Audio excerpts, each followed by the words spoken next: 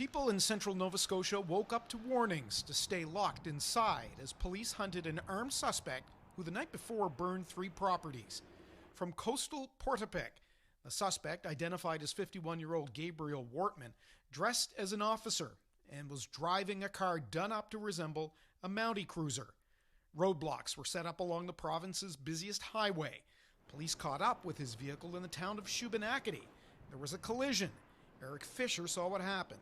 I heard gunshots and I looked out and there was a guy running back and forth and up to the side of the police car and back. Shooting all the while. He killed one officer and wounded another, but didn't stop there. After a short bit, I see fire starting to erupt. Both vehicles burned as Wortman fled in another car.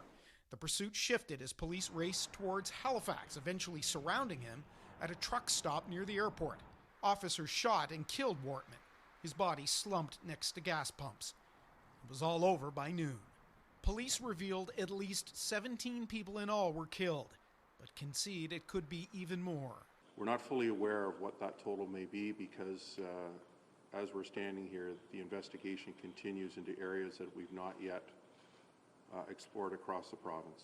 The one victim identified, Constable Heidi Stevenson, a 23-year veteran of the RCMP and a mother of 2. The other officer is recovering.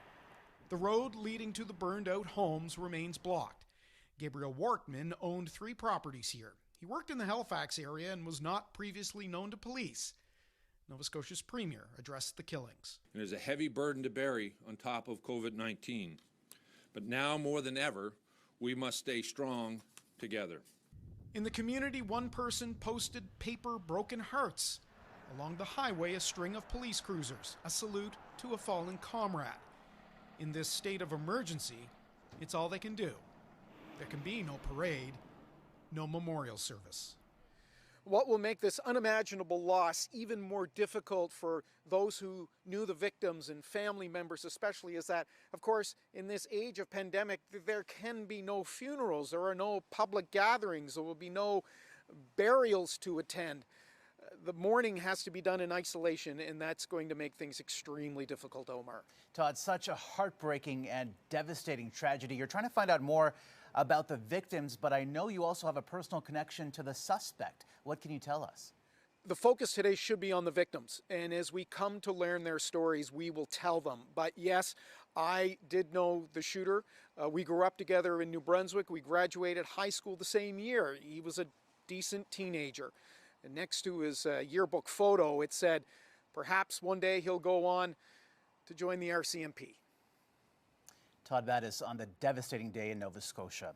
And there will be more difficult days ahead, both for the families of victims and the colleagues of Constable Stevenson. They must now piece together a complicated plot spanning multiple crime scenes. CTV's Annie Bergeron-Oliver has more on the suspect behind this crime and the complex investigation ahead. A denturist in the Maritimes, Gabriel Wortman was once called an angel. In 2014, the alleged gunman donated dentures to a cancer survivor desperate for help. There's angels that walk among us on the face of the earth.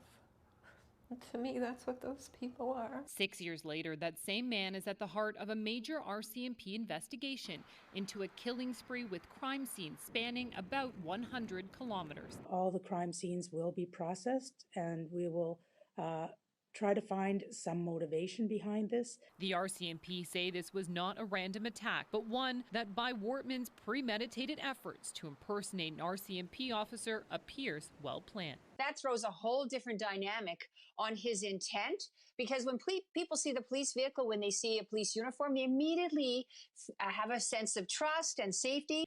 While this was all unfolding, RCMP in Nova Scotia were on Twitter updating residents in real time, telling people where Wortman was and where he was likely heading to stay home and lock the doors.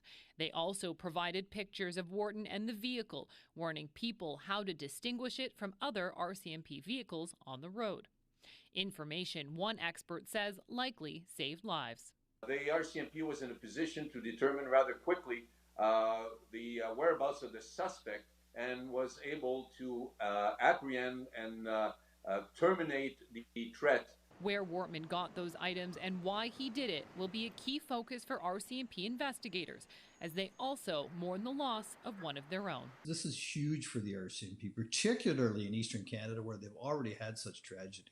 The Prime Minister issued a statement offering his condolences to the families of Constable Stevenson and the other victims, saying, "Tonight, Omar, Canadians are mourning together."